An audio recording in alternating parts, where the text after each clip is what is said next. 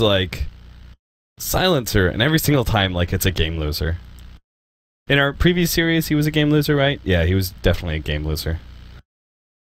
I don't know why. I mean, because the European scene was picking up silencer as well, and every game that had a silencer, they lost.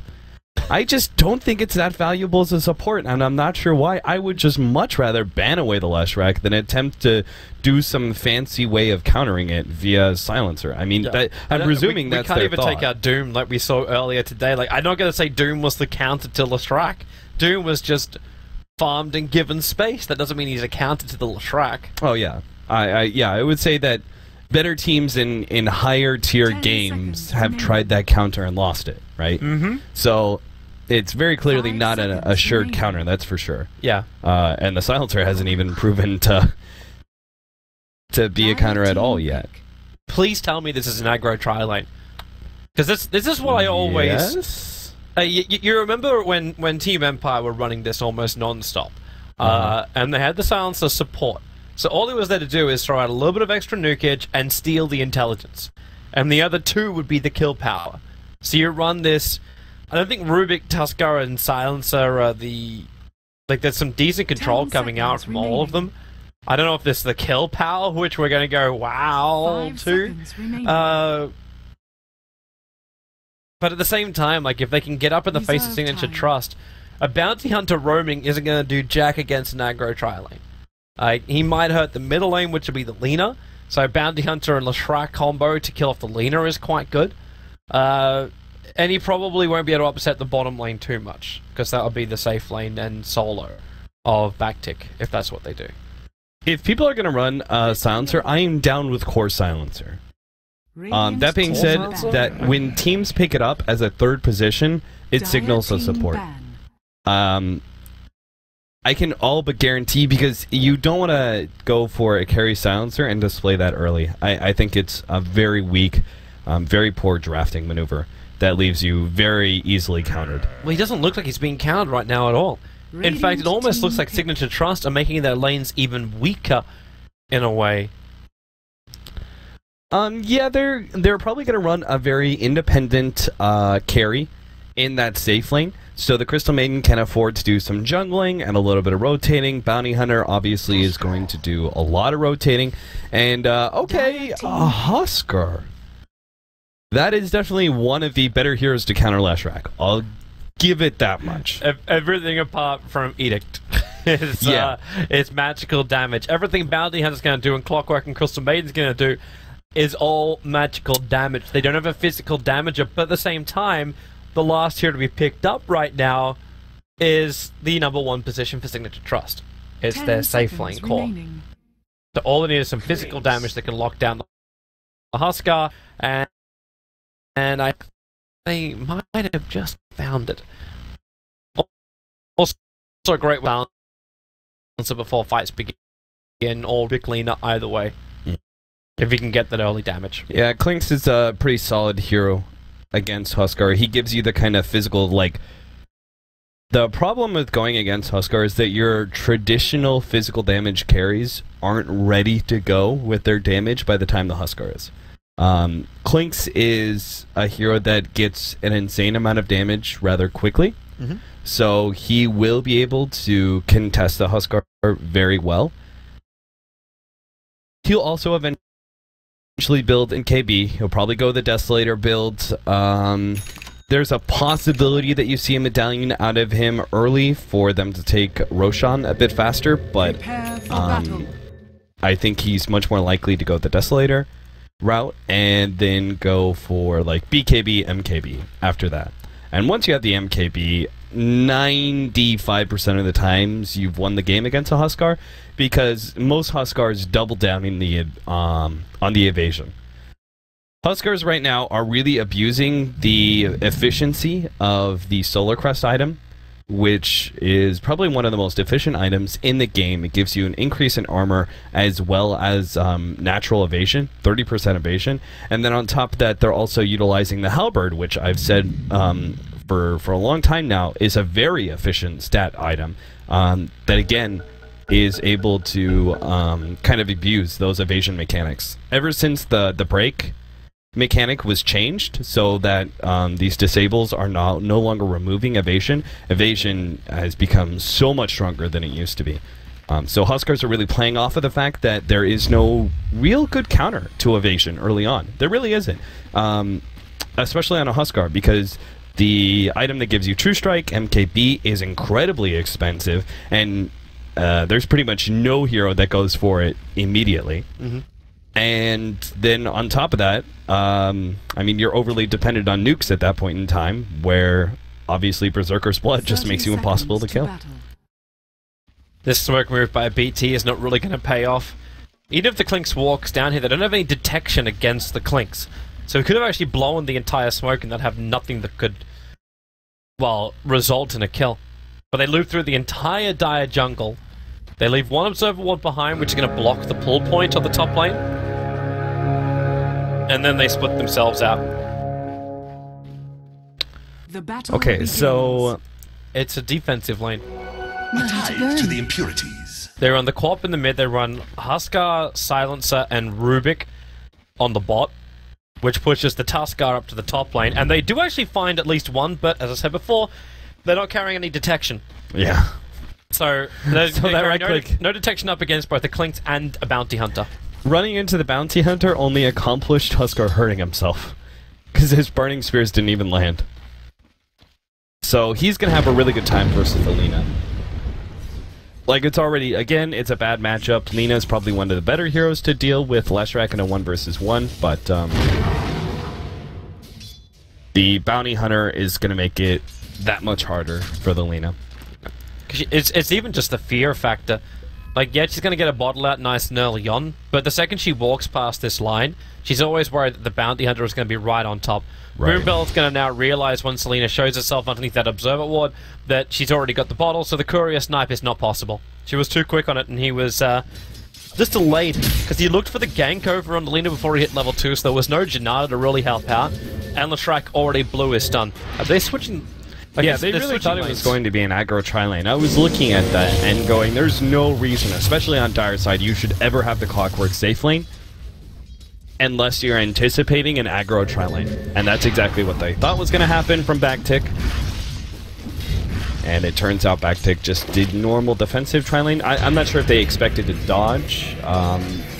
Perhaps with that bit of aggression that they did in the beginning, and because they didn't really see anything, they assumed that Signature... middle lane, real trouble for Lena. The Bounty Hunter's going to help secure the first play. He's going to lose his own life. He gets one more Janata over on the Rubik, and the attacks from the Leshrac will allow him to pick up the kill as well. It was the Bounty who claimed the first blood, but it's AABBAA who's able to take both of the experience points. Yeah, that's huge. The fact that Bounty Hunter really... really well played by him. He got the level by killing Lina. He got the level and leveled Janata before he was able to get that right click. Without that right click and without the Janata specifically, Leshrac wouldn't have been able to get that additional kill. It still would have been a great trade-off, but the additional kill is really what secures the Leshrac in a dominant position over this Lina. Now they have to keep a support behind the Lina at all times, and in fact right now they're keeping 2 supports behind him. Yeah, they also brought in sentry wards, but their movements all got scouted out by this Observer Ward. So if you do throw another sentry down here, which Bounty Hunter has, he has Tangos and a sentry, so he will get rid of this sentry ward. Yep, there you go, bump, bump. So there goes the sentry ward. They will have to commit the secondary sentry. Actually, they already put another one down. They bought 4 sentries. So they put another one back behind the tower to see the Bounty Hunter roaming through there. Right now he's just attacking into the Lina. The Shrike Sun's going to land and lines up cooldown in 1 second time, which means a guaranteed kill, but they did it with a basic attack anyway. This is the worst of both worlds, essentially. You have 2 supports sitting there in the mid lane, but they still were not able to help their Lina in time. So they're roaming, they're not shutting out the Clockwork in the bottom lane. They're not ganking the Clinks. They're trying to help the Lina, but they're failing. This is ineffective support play. They're actually crippling the Lina by being here. Yeah. They're sapping some of her experience from time to time while she's still also dying. On the bright side, their Huskar's getting a crap ton of farm. On the downside, because the supports aren't there anymore, MyPro is able to just pull this lane up quite freely and do whatever the hell he wants. So he's actually managed to drag half of the Radiant creep wave up to delay the next one down. Yeah, this is the Clockwork's farm is perhaps a bit more important in this game than many others. I've experimented with the Glimmer Cape on Clockwork before, and I feel like it's great. Oh, nice. Put the Clockwork up on the cliff. It's got no way down. Yeah. Courier is busy on the top lane, so it could pick up a TP scroll and drag one down, but it looks like instead Bounty Hunter's on his way down to ensure the safety. But then again, safety of what? Like, what's he really going to do? PT's in no position where they really want to try and kill him off. But yeah, going back to it, I think Glimmer Cape is really strong versus Huskar as a defensive action, either on the supports or even the offlaner, because it's versatile enough, right? You could save yourself as well as other heroes. But also the Blade Mail. Blade Mail is a really good counter to the Huskar because it does pure damage. So, especially if the Huskar, it jumps on you with his ultimate and you're able to pop Blade Mail in time. That should never happen in competitive play because you should see the Blade Mail before you go.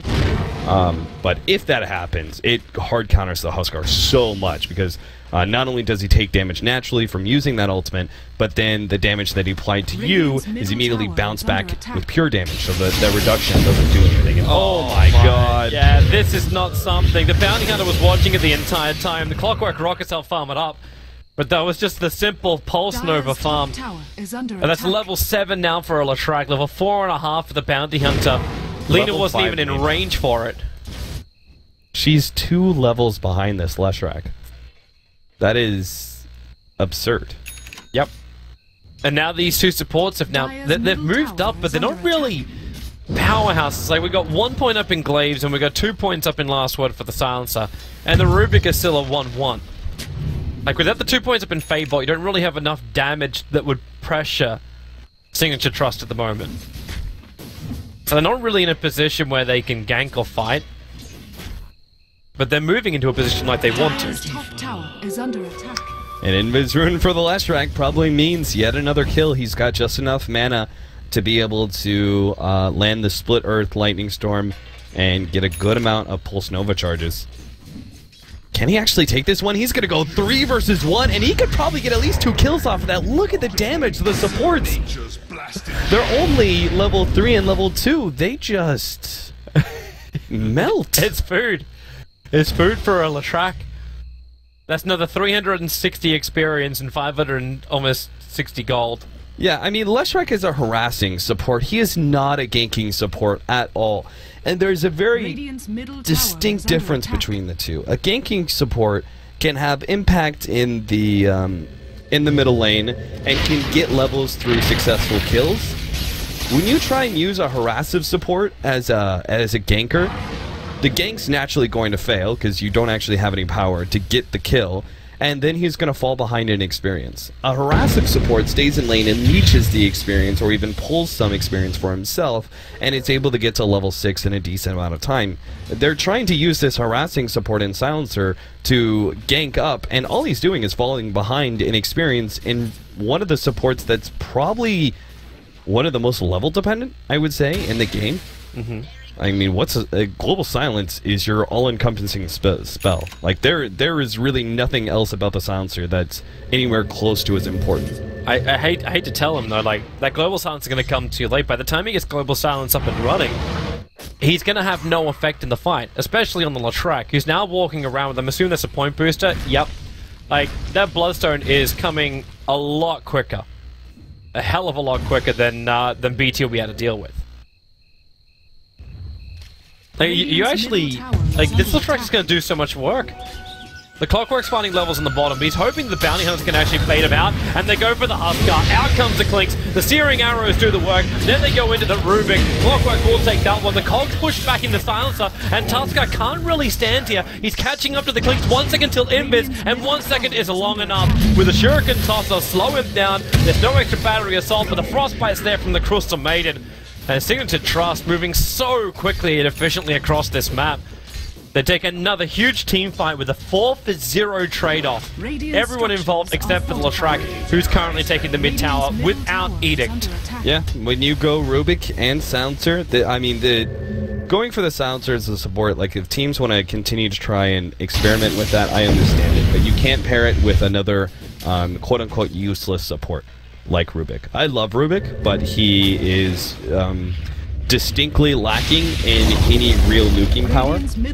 Like telekinesis does no damage, right? It can be a potentially amazing disable, but you have to pair it up with a good support, and Silencer is not that support. Silencer and Rubik, it's all that happens, they get 3-shot in every fight. Yeah, it's gonna keep happening too. And just when you feel like you're gonna get yourself back into this game, then you just look at the net worth and you go, oh crap, no, I'm not. Like this Clinks is actually building in for a hand of Midas. He's not far enough ahead as it is. He's gonna build a hand of Midas as well. He's already pumping out crap tons of damage. The Clockwork now also has hookshot. He's 17 points of experience into that level 6. So got the hookshot jump. They have Bounty Hunter, who's the same level as the Clockwork, actually a higher level as far as experience points go. I was just about to say, with the track gold wrapping in, they're going to get some here. And they've got 2 tracks on the supports. Huskar burnt away by the Clinks. Hilarious enough, that's not the track kills, and we do see a revenge one. It's Huskar killing the Clockwork off. They see the Rubik and the damage. I want to. That's strafe. Level 1. I can't. I've lost it. There, I found it again. Radiant structures are fortified. It's like in those war movies, the medieval war movies, where the flaming catapult. It's Robin Hood, man. It's Yeah. Robin Hood. Kevin Costner was on the back of that arrow, just riding it all the way. Bounty Hunter would be a good Robin Hood. Bounty's gonna have it. Really? He robs from the rich and gives to himself. That's Bounty. No, he gives to his teammates. That's, yeah, but his teammates are not poor. Clockwork runs in. He can't get the cogs off. The global silence actually interrupts the cogs at least, but the problem is it doesn't last long enough because by now, actually it will with the shards coming in. They get the pick up on the Clockwork again. That's now the second time he's died. He's died. It's 66.6% of the deaths of Signature Trust. They're still going to fight this one with Two tracks. They got 2 tracks. They actually got, sorry, they got 3 tracks up. If the Crystal Maiden leveled up ulti, I'd actually even be like, yeah, you could just do it. He just needs to throw a shuriken on a creep. Oh my god, that damage. He just 3-shot the Lina. Yep. Life is hard. Okay, this is, by the way, why you go Medallion. For that kind of potential. To be able to, like, 3-shot supports and maybe even some cores. Yeah, I hate to tell you, but Lina's a core. Yeah, exactly. She's meant to be a core, but right now, almost every single player... In fact, if you give a little bit more space to the Crystal Maiden when she's trying to find the jungle at the moment, she'll actually have more net worth than the Lina does. That's when you know you have a severe problem on your team. Top tower is under attack. This... Bloodstone's going to be coming in soon for the Leshrac. 4 staff already coming in for the Crystal Maiden here pretty soon. The Blade Mail is being worked on by MyPro. If this smoke gank actually fails from BT, like they're letting their tier 1 tower on top lane die for this. Unless Sans is going to deny this, which means he breaks the smoke, and he's hanging around for it. Like, but this smoke gank will fail because all of Signature Trust have moved away now. If they don't find something within the next 5 minutes, this game will be completely out of control. With the Blade Mail on the Clockwork, there's no way they can do any damage during a fight, because he's just going to split them all up. Even this Bounty Hunter is on his way to affording a mech. Like, you can't deal with that. And Clinks is so confident that they're starting up on Roshan. Now, you talk about a call which can get a lot of early damage. Clinks is doing it right now. They've managed to get through half of Roshan. And with the Medallion coming back off cooldown, they'll just do it all again.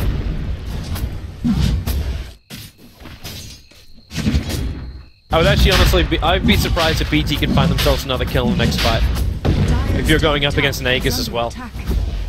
Yeah, maybe with the Global Silence they'll have an opportunity to do something, but... They could Lagoon to the Crystal really Maiden. Like, yeah. That's an option. They can throw all their ultimates at a squishy support and they might get a kill. Yep. Well, they've got the armlet for Huskar. I mean, anything can happen with Huskar. It really can. That is true.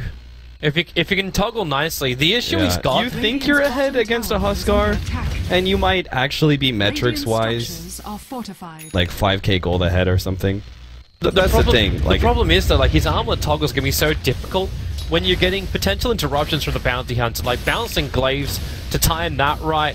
Crystal Maiden can be sending you up. Clockwork can be hookshotting you. You've got a Clinks who has physical damage who doesn't care about your magical resistance levels.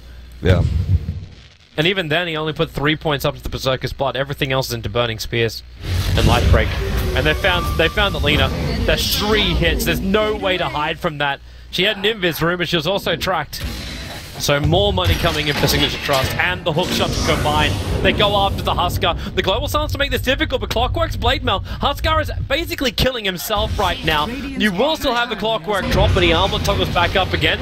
Maybe that Bounty Hunter is a little bit too close. The dust will reveal him. Forced up down, so I get to eat my words. They do actually find not only 1 kill, they'll find a second with the Walrus Punch, but now Clinks has arrived. 2 hits down the Huskar. Looks for 3 on the Silencer, and maybe 1, 2, 3 for the Tuskar. The Crystal Maiden ulti will ensure the kill on the Rubik. And Lena's back to life again. The upside about being so low level. You know, it's funny.